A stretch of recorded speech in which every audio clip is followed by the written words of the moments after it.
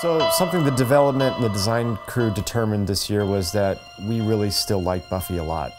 And one thing that we were, in looking back at what we had done with the 12-inch figure line was, we kind of realized that there's a lot of aspects of the characters that are kind of tough to capture in a 12-inch format.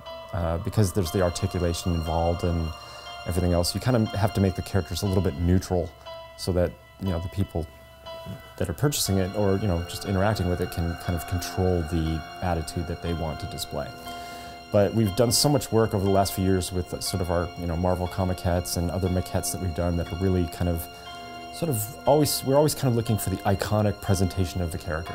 We really felt like, Buffy's really moved past just the subject matter and become sort of a cultural icon and, certainly a big element of sort of vampire lore, cinema, or just storytelling. So we wanted to kind of take those characters and give them like sort of the major sort of star conceptual treatment. And so we started with Buffy and we thought, it'd be really kind of interesting to kind of give her a little bit of a power statement. And nothing says power like when you're sitting in a throne-like chair.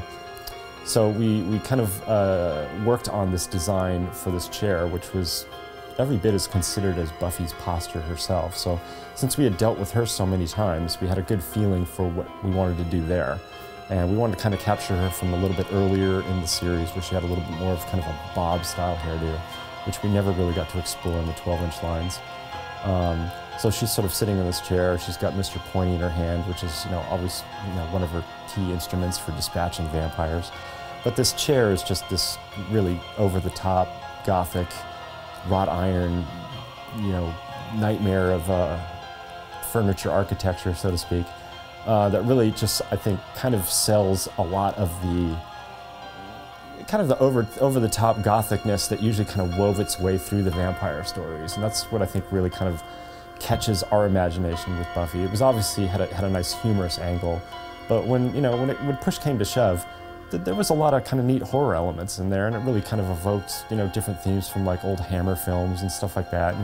And we really wanted to kind of bring that to life with at least the first piece with Buffy, and then, sort of spread to the other characters, of which there's a lot of really great, strong female representations in this series.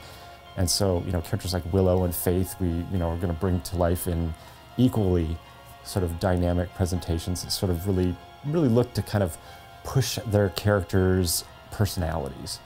Faith was obviously, pretty much kind of on the badass end of things, and Willow always had kind of this sort of, comedy relief, but had an interesting kind of, Wiccan kind of character that, brought some of the film's lighter supernatural elements to life. And yeah, so I think we've got some interesting ideas to kind of bring this line back to life for us. And it's just another great example of the way that, as we develop things here at Sideshow, we often will kind of put things to bed and let them rest until we come up with another theme or idea that we want to explore. And the time was right for this, and we struck back at Buffy. And I think we're really excited about what we did, and I think you will be too.